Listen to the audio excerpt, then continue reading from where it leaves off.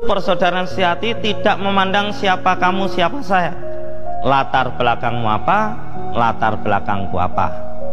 Yang ada adalah kamu orang setia hati terate, saya orang setia hati terate. Itulah yang inginkan, yang berbicara dari hati ke hati, sehingga persaudaraan ini akan utuh, satu sama lain akan saling memerlukan, dan satu sama lain pun menyadari kekurangan masing-masing, maka kekurangan itu ditutup oleh saudaranya yang lain pula.